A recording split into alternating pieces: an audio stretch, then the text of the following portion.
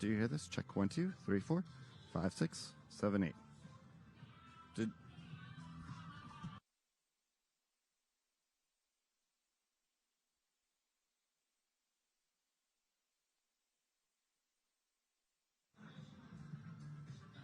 check 1, 2, check 1, 2. Check 1, 2. Check 1, 2.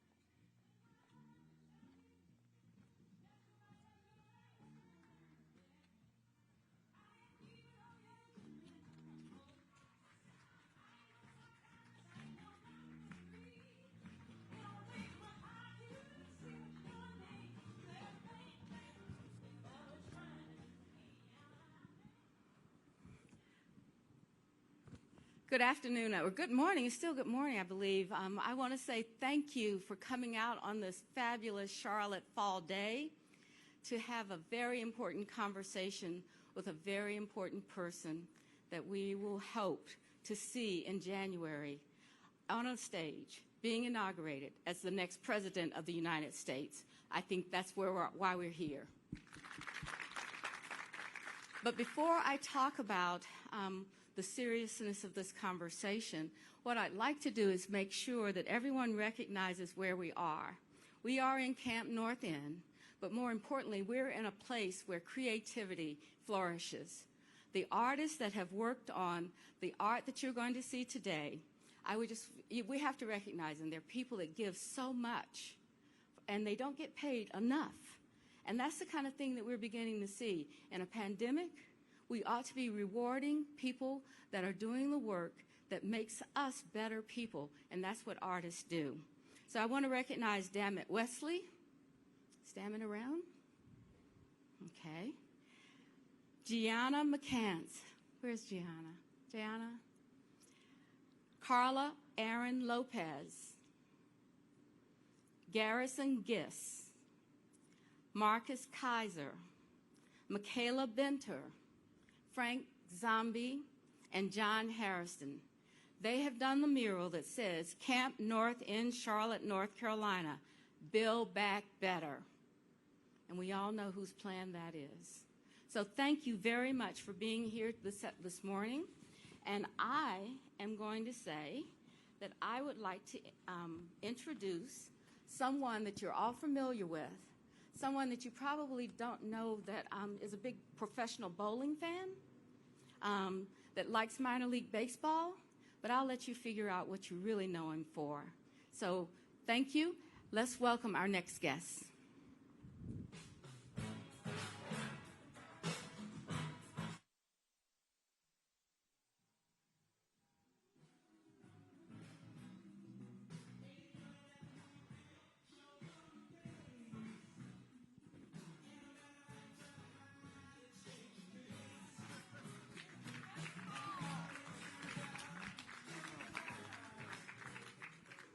How y'all doing?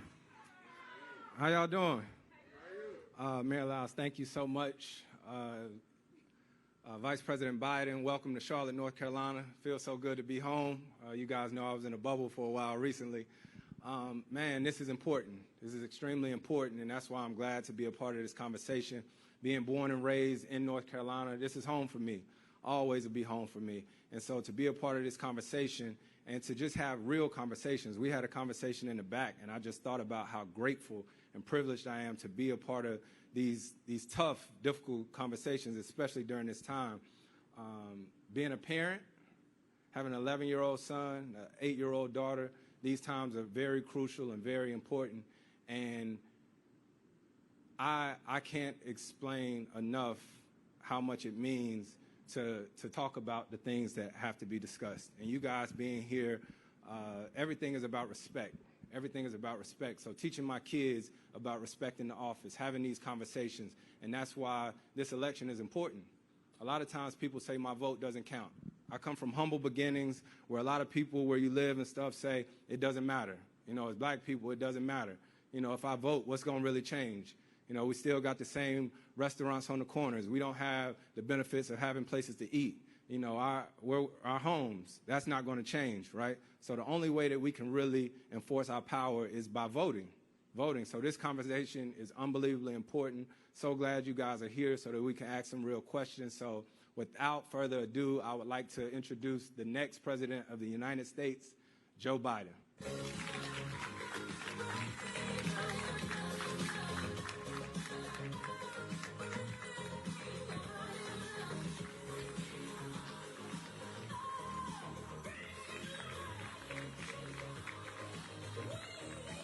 I can go, right?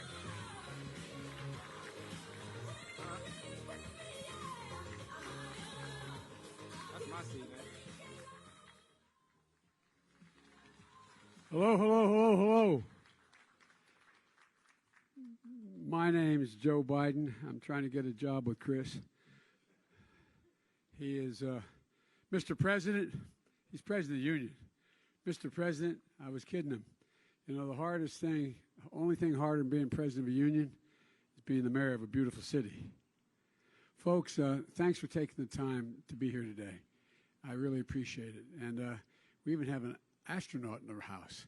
And I tell you what, that's pretty cool, Tone. Look, first of all, I want to thank Chris and the mayor for being here and all of you for being here. And, you know, these are tough times.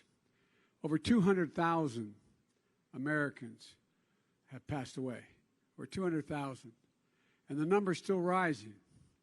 And the impact on communities is bad across the board, but particularly bad for African American communities. Almost 3 times as likely to catch the disease, COVID, and when it's caught, twice as likely to die as white Americans. It's sort of emblematic of the inequality that exists and the circumstances that exist.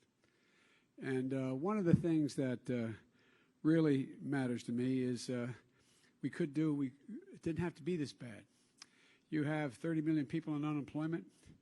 You have 20 million people figuring whether or not they can pay their mortgage payment this month and what they're going to be able to do or not do as a consequence of that.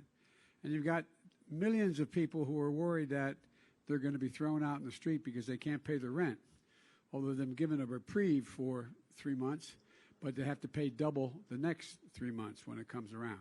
How are people going to do that? And the way, in fact, the Democratic House and the Senate passed it, stepped up and passed a significant amount of money to help people get through the process, including keeping businesses open and the like. Well, guess what?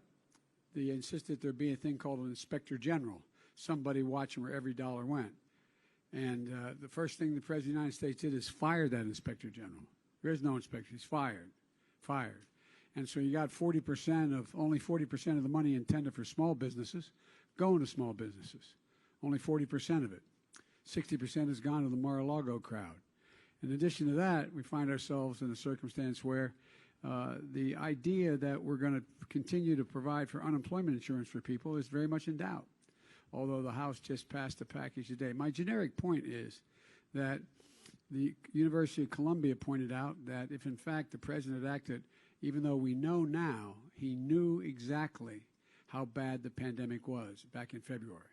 He's on tape with Bob Woodward saying he knew how bad it was. And he didn't say a thing. And if he had spoken, as I said, they said at Columbia 1 week earlier, 37,000 more people would be alive today.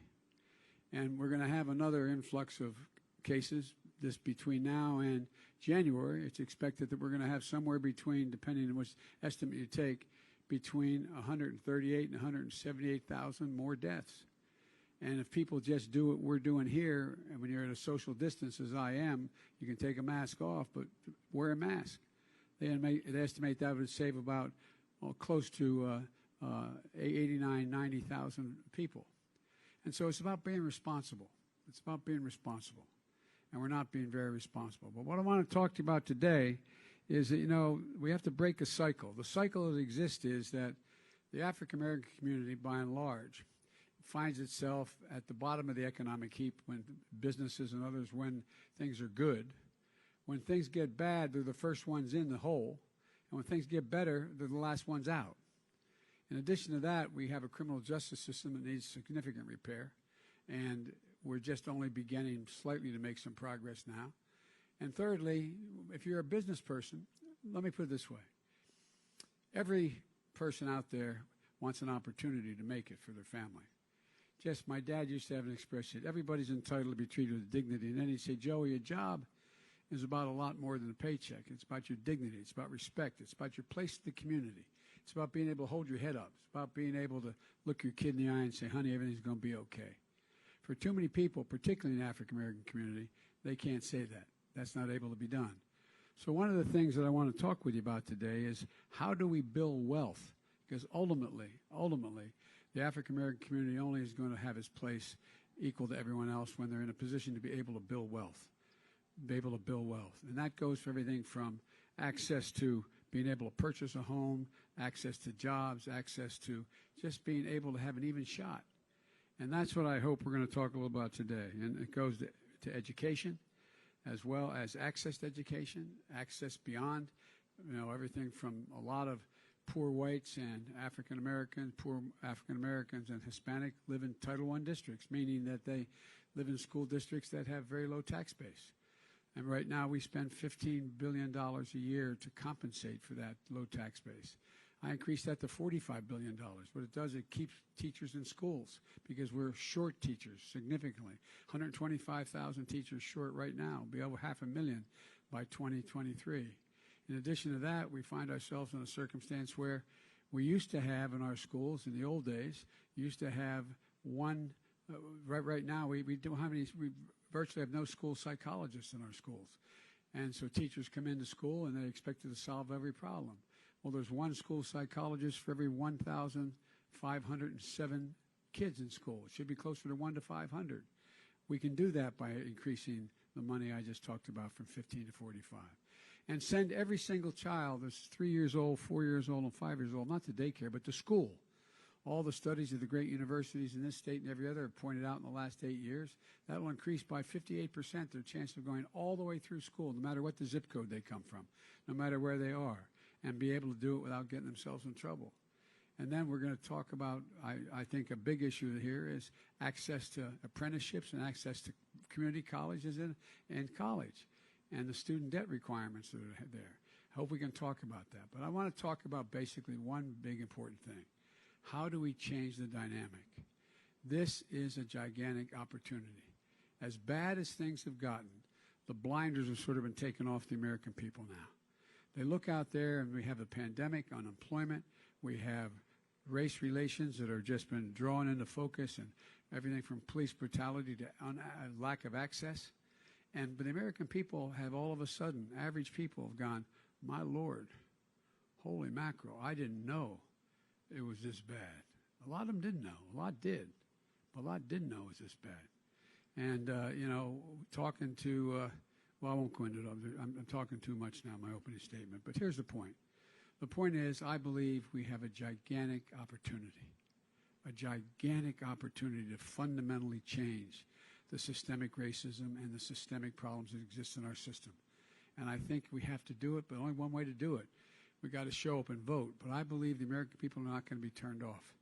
I believe no matter what the administration does to try to make it hard to vote for everyone, not just people of color, but everyone, no matter what, I think they're going to vote. You see what's happened in Virginia, early voting. They have 4-hour lines in the first day, and we're over 40 days out. People are going to show up and vote. They will not be dissuaded. And so that's why I'm optimistic. I was asked by one of the foreign leaders when I was overseas, when I was in vice president, they said, can you define America for me? I said, yes, I can, in one word, possibilities. Possibilities. We're the only country that believes anything's possible. But it's about time we make it possible for everybody. That's what this is all about. I think we got a gigantic opportunity in the year 2020 to make these changes. And with that, as my mother would say, I'm going to hush up and take any questions y'all have. And I'm going to get out of the way here.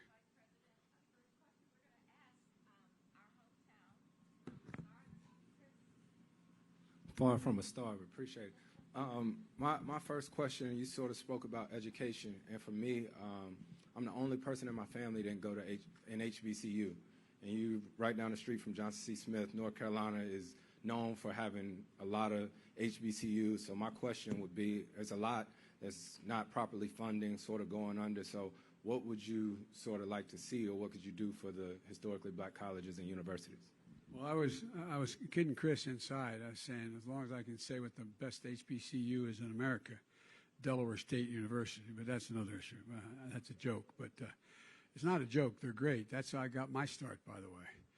I went to the University of Delaware, but the reason I got involved in politics in the first place is because of what was going on in my state in terms of segregation and in terms of Dr. King being assassinated. Major part of our city was burned to the ground. That's how I got engaged, and a lot of my support came out of that HBCU. Look, right now, one thing all the data shows is that given an opportunity, an equal opportunity, there's not a single thing that an African American can't do, that a white American can do, that a Hispanic American, an Asian American, not a single thing. So what's happened? It's about access to opportunity and access to good jobs. Now, an awful lot of universities, like a great university like UNC or Wake Forest, a lot of schools, they have endowments. And the endowment allows them to provide for the circumstance to bid for these major federal initiatives that allow them to bring into the school a technology and a program that is able to bring in outside sponsors as well as government sponsors, and then have students work in those areas. For example, cybersecurity. Cybersecurity is a big deal, but you have to, and as a future, there's going to be millions of, over time, good paying jobs in the area of cybersecurity. But because the HBCUs, for example, most of them don't have the they don't have the endowment to be able to build the facilities that can attract the environment, the government funding, as well as private endowment, they don't get to set these up. So, for example, when I was vice president, we went down near Roanoke and we provided funding for an HBCU to have a cybersecurity proposal. They did it, they got the contract, and now what they're doing, they're training young women and men who will get out and good starting jobs where you can end up being paid more than $100,000 a year, and they're fully, totally, thoroughly capable. So what I've done is I proposed, and we'll get this done, I proposed a 10-year program for $70 billion for HBCUs. $70 billion. And that $70 billion will be available to the HBCUs based on their competition to get access to it, but everyone will qualify, every HBCU, and they'll be able to do the kinds of things that other universities do. For example, Delaware State University is a great university. The president of the university is a young man who used to work for me in my Senate office now. Brilliant guy, his doctorate.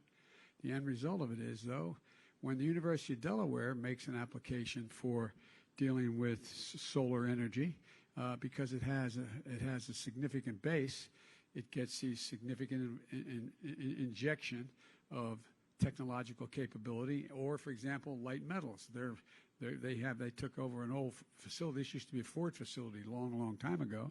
They took over a facility, used to be a Chrysler facility, got shut down. And now what do they have at that facility? They have people in that facility who are now doing metallurgy that relate to making lightweight aluminum and metal decks for aircraft carriers. Well, it's a multi-million-dollar and will end up being $1 billion projects. And so the people who get to work on that, the very students in that university get to work on, they're the ones who are going to go out and get these great jobs. So that's the first thing I'm going to do for HBCUs. Secondly, we have to look at, and we have been looking at, the idea that we have to bring in HBCUs to engage in more of what we are doing in terms of our national dialogue. And for example, I kid two of the guys that are on my co-sponsors of my campaign, African Americans. They talk themselves as Morgan men. I'm a Morgan man. Well, there's a lot of great universities, including right here. But we have an opportunity to provide for you're able to get to those universities. How can you do it? Well, I'm going to see to it that any family, anyone who comes from a family that makes a total income of less than $125,000 a year gets free college education. They don't get in. If they get in and qualify, they pay nothing to go to college. Secondly, there are also programs that exist now that if you provide for work that you will volunteer to do something in the public interest, and you do it for 5 years or more, you can deduct $10,000 a year up to $50,000 off of that debt you have. And you have an awful lot of young African Americans who have graduated. The average debt is about $19,000 a year. Well, it's hard as hell to get started. Hard to get started when you have that debt hanging over your head. The average debt is even higher. It's up to $28,000 a year, someone graduating from 4-year school. And that's why the economists had predicted prior to, and I'll end with this, I'm telling you too much, but because I'm pretty passionate about this, what happens is that if, as we pointed out before the COVID crisis, that we're going to have an economic slowdown because the entire generation, this from 9/11 generation through to the generation now, and coming out of this god-awful circumstance we're in, they in fact are not going to have the wherewithal because of student debt to be able to borrow the money to buy a home, buy a new vehicle, buy an apartment, spend the money in capital, which a significant portion of our economy is driven by consumption, by consumption. And this generation, this whole new generation from 9/11 on, that in fact is they're not in a position to be able to do it. So there's a whole lot of reasons that economically this will benefit. This isn't just draining money. And by the way, I pay for every one of these things by the way I deal with the tax structure, but that's another story. So that's a piece of what I think we can and should be doing with HBCUs. And secondly, I will, in my administration, elevate the standing of HBCUs by the people in my administration as well. Thank you, Mr. Vice President. The Vice President would like to hear from you, so I'd like to recognize someone that might have a question in this for this forum. Yes. There's a microphone right there. There's a microphone right there, and there's one on this side as well. So can you? Okay. Hi, I'm Hannah Bonaparte. I just was wondering, what are you going to do about minimum wage?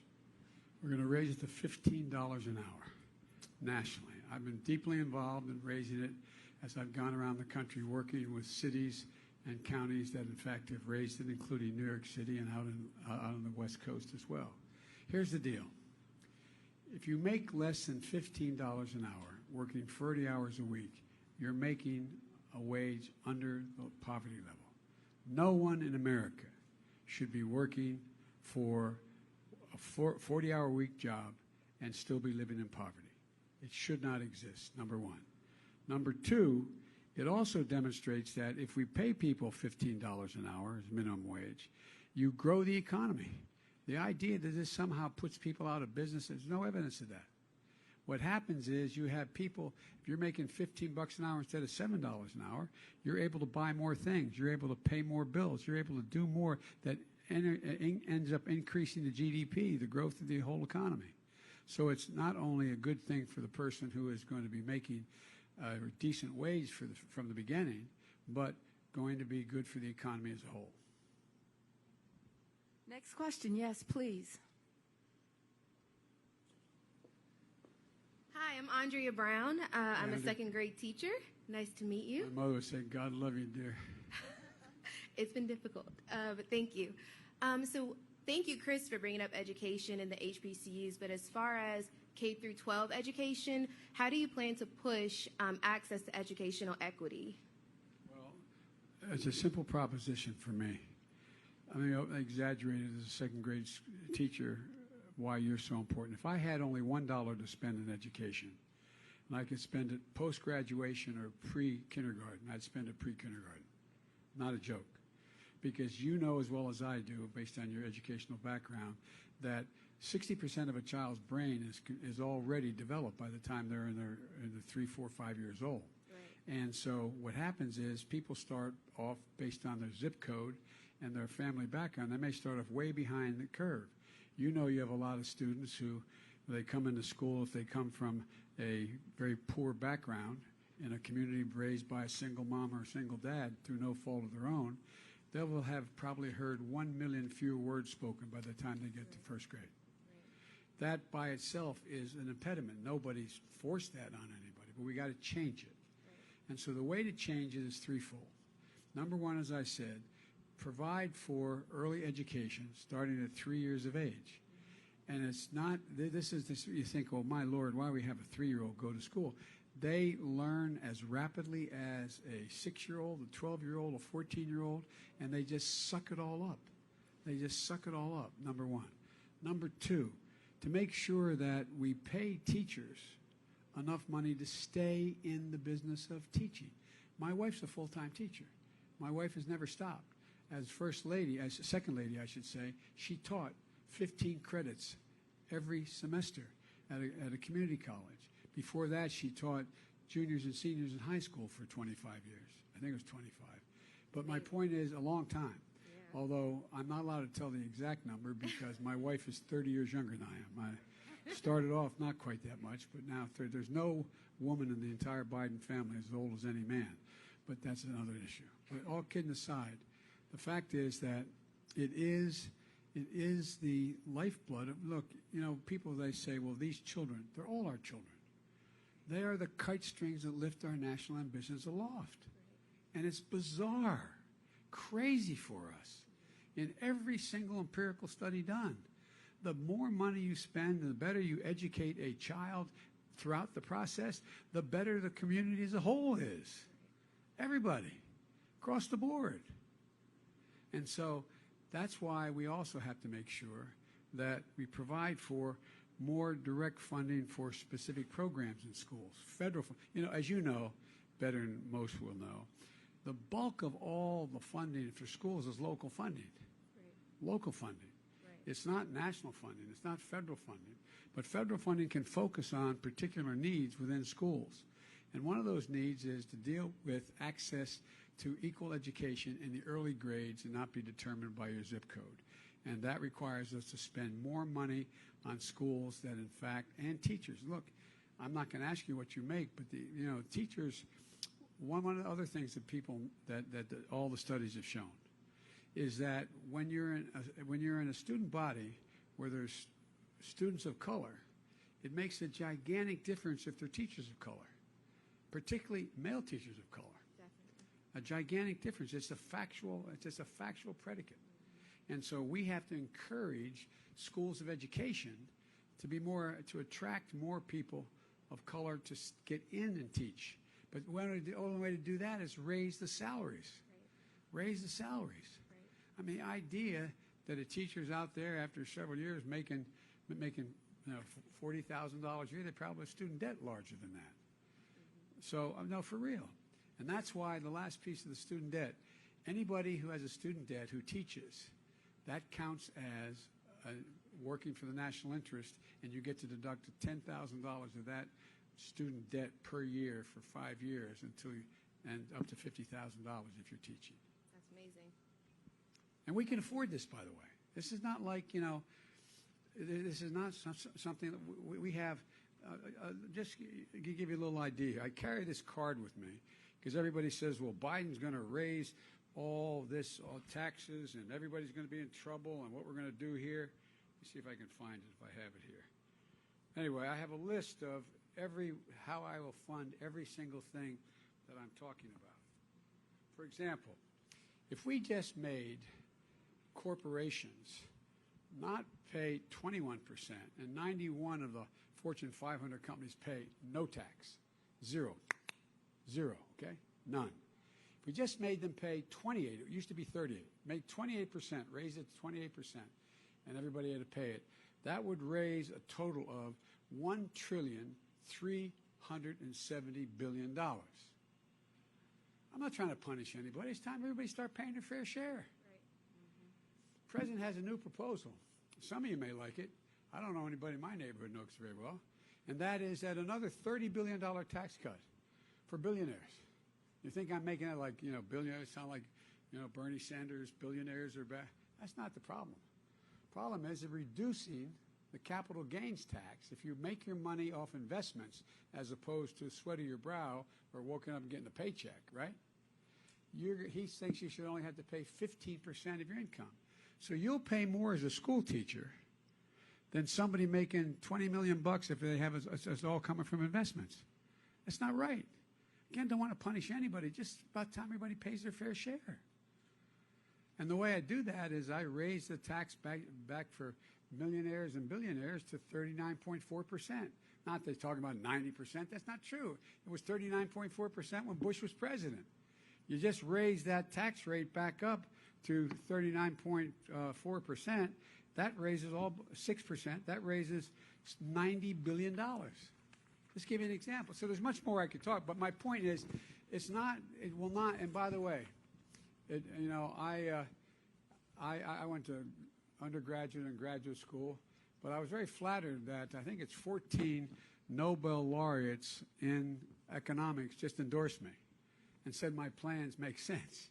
all this stuff about Biden's going to bankrupt the country and Biden's going to spend $400 billion and you're going to raise your taxes. Not true. We can do it all by just starting to pay your fair share. That's all. That's all. And give people who need a break a break. Thank you. So we have time for one more question. Well, I think we're going to have time for 2 more questions, if that's okay, Mr. Vice President. Maybe 3. Okay. Maybe 3. I know I'm late, but I apologize. Having some difficulty, sorry. Okay. Hello, nice to meet you. My name is Sabrina Collier. My husband and I, Chef Greg Collier, own restaurants here in Charlotte, one Uptown Yoke and one here in Camp North and Leah and Louise. And as you know, the restaurants have been hit severely hard the past, would it be 7 months now? And a lot of us, which are small business owners and small minority business owners, didn't receive as much relief nationally. The city of Charlotte has been amazing with offering grants and things that we can float us over and still pay our employees, but we still had to cut staff. We still had to cut hours.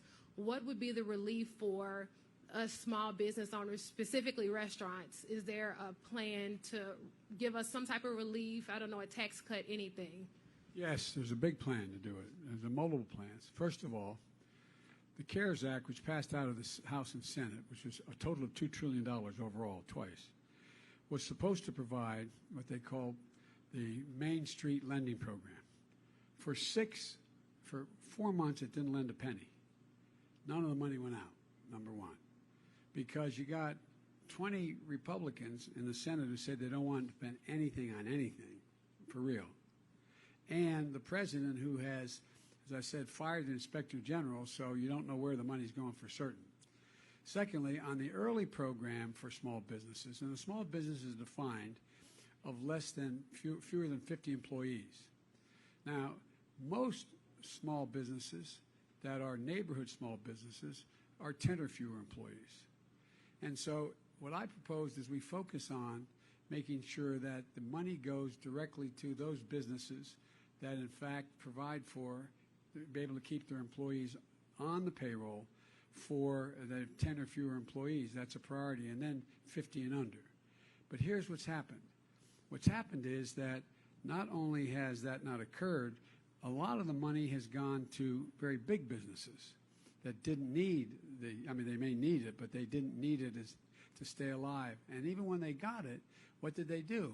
The commitment was that I proposed, and we thought we had done, is that right now, if you get a government bailout, quote unquote, loan to stay alive, what you cannot do is take that money and either buy back your own stock and or increase your salaries with that money. It's to keep people employed, keep them on a payroll.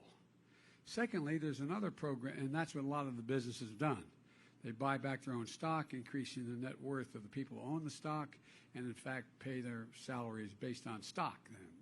So they should not be allowed to do that, number one, in this with government money bailing people out. Secondly, a lot of you don't know the circumstance, and there's no national standard as to how to open. How do you open safely? The president says, just put up a sign, come on in. Well, you know your employee, beyond your employees, your customers are going to go, I don't know, I mean, does everybody have to have the mask, or they have dividers in the restaurant, or they have, tell me how the sanitary conditions are working? Well, you need money to pay for all that stuff. And that's why we propose to have a multi-billion-dollar program where businesses are able to get the money, not borrow the money, get the money to be able to open in the middle of this pandemic, including fixing the testing fiasco.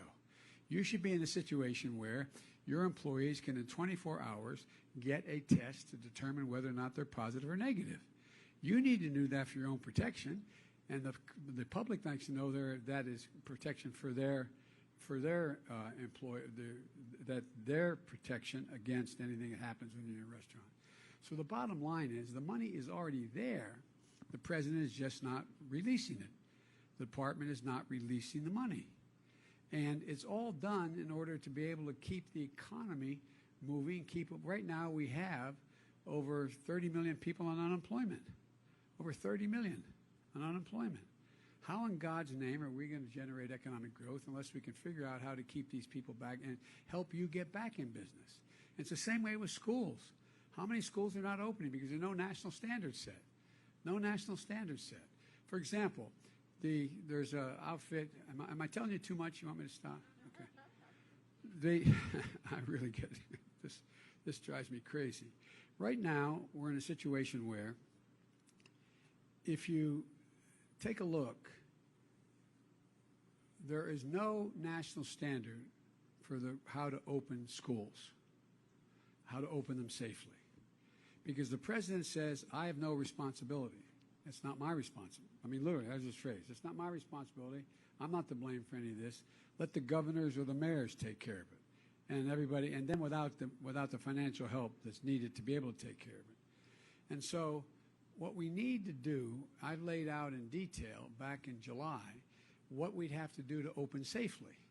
And it includes providing the protective PPE, the masks, and other things that are needed, gloves, et cetera, for the schools, the school teachers, and for the children coming to school. Secondly, you have to reduce the number of students in one room. You have to have modules that are smaller. But for that, you need more teachers, not fewer teachers. You got to pay more teachers. Number three, you've got to be able to sanitize the schools, whether it's everything from the water fountain to the lavatory or just the surfaces that are touched and what is breathed on by people. That costs a lot of money to do that, like it would for a restaurant as well, if you'd have to do that. And so the money is there available to do that, but the president refuses. What he says is just open up and make sure that, just schools should just open up. When a lot of now, and it also relates to how far down you've got the reinfection rate. If it's down below 1, then it's rational. You can, with those protections, go ahead and open a school. But watch it very closely. But it requires testing and tracing to make sure you're still on course there. And look, the other thing is that if you think about it, the FEMA, the Federal Emergency, they had agreed that they were going to provide masks for schools. They started to hand them out to schools. Well, guess what? The president didn't like that, or somebody didn't like that. So they said the ruling was made, opening schools safely is not a national emergency. So they stopped it, refusing to even provide masks for schools because it's not a national emergency. Well, if this isn't a national emergency, I don't know what the hell is. So the way we're doing this is the way, I'll end with this. The president was in Ohio, I guess a couple days ago at a rally. I don't want to misquote him. And he said at the rally, and I wrote this down, he said that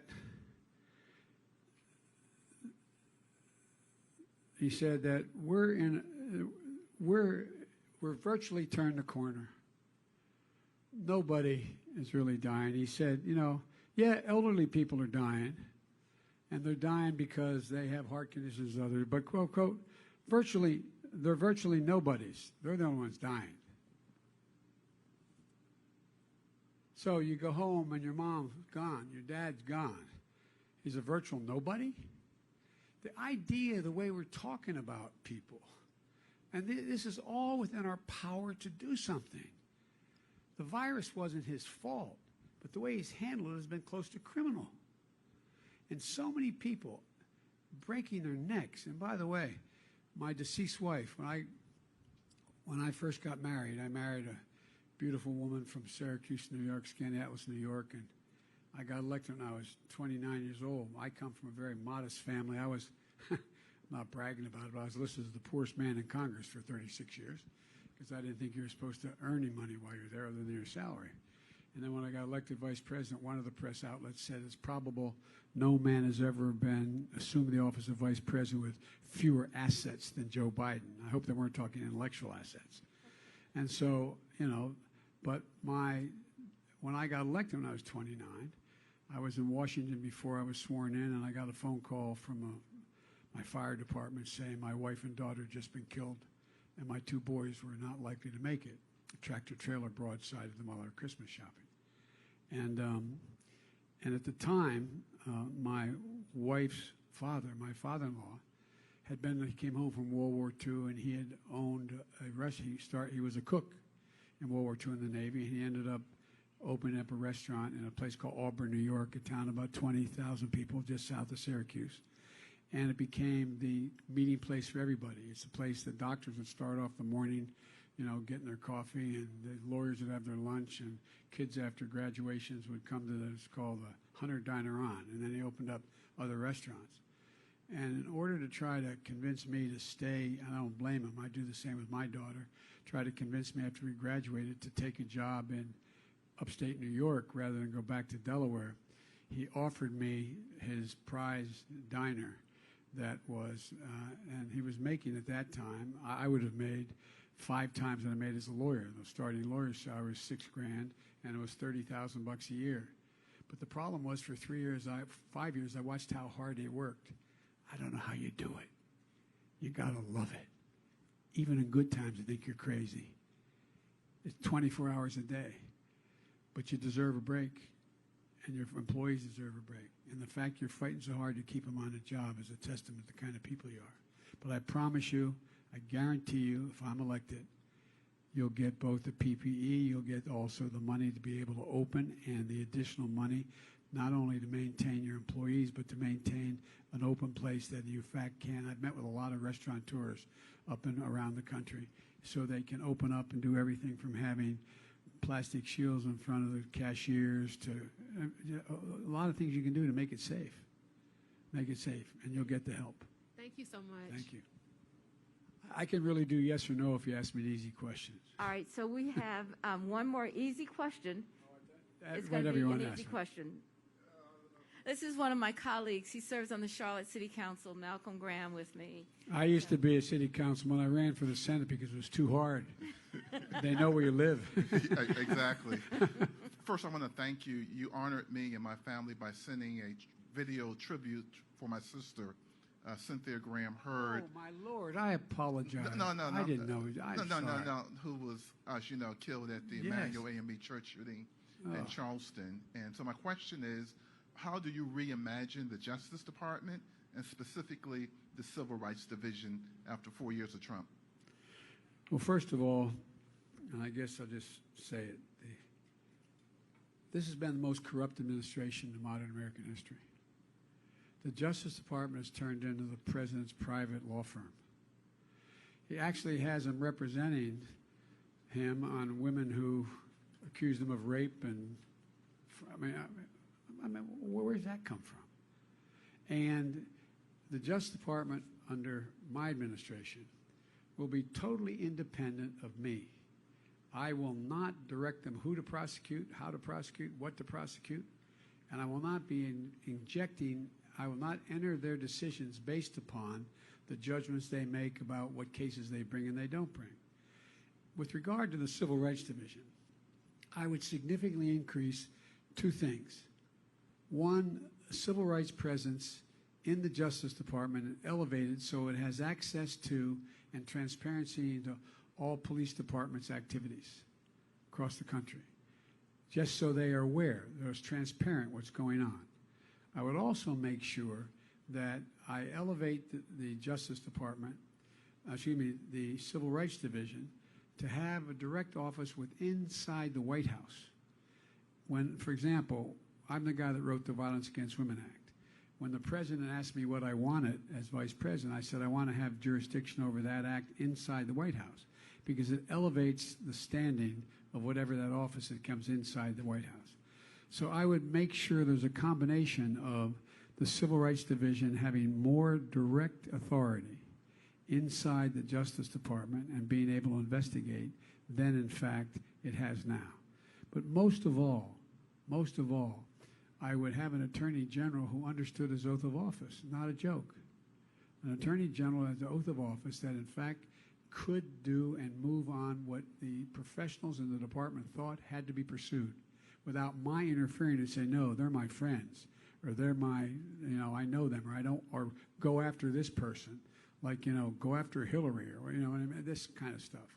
I get asked the question all the time, by the press that travels with me, although I'm not sure the same ones that are traveling today have asked it, but I get asked the following question. If, in fact, you get elected, would you prosecute Trump? Would you pursue prosecuting Trump? And the answer is, I'm not going to pursue prosecuting anybody. I'm going to do what the Justice Department says should be done. Should be done. And not politicize it. It's the most dangerous thing that's happened so far, is the politicization of the Department of Justice. It's become the Department of Trump, and that's wrong. Thank you, Mr. Vice President, for the very, very heartfelt feelings, but more importantly, for having policies that really follow who you are as a person. So on behalf of all of the people that are here today, thank you for giving us your time, but more importantly, giving us the changes that you see for our country. We really appreciate that. Thank you. Who's the fellow who runs 26 organizations for housing? The public. I know we didn't get a chance to talk. Because I think what you're doing is incredibly consequential. And I'd like to give you a paper on the way out of what I think we can and should do. It's very detailed. And I'd love your feedback. I'll put a phone number on it, okay? Because it is a gigantic, gigantic, gigantic undertaking. And unless we can get people into housing, unless we can provide for housing, unless we can stop the gentrification where people are left out, we're going to be in real trouble. And what you're doing is really, I'm not trying to boost him. I've never met the gentleman. But I did read your bio and what you're working on. And I'd really like your input and maybe be able to call you if I could after you get what I'm proposing in detail and see what we can work out.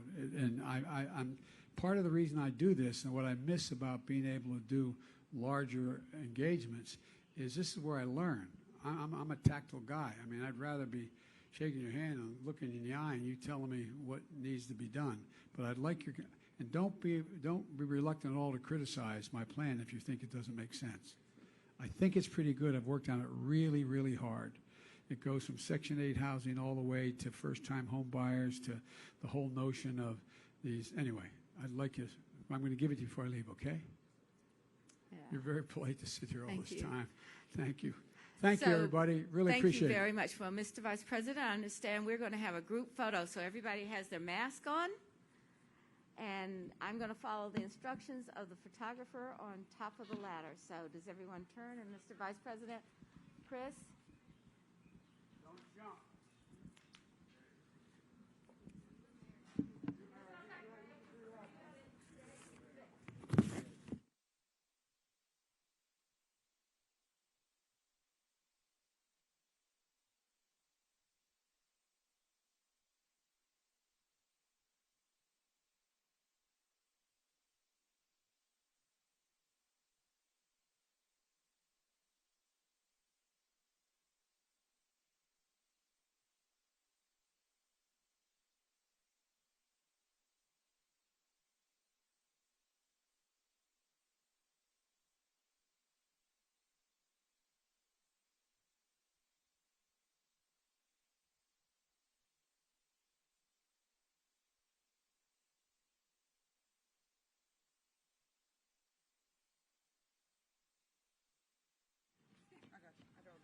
Is this still on?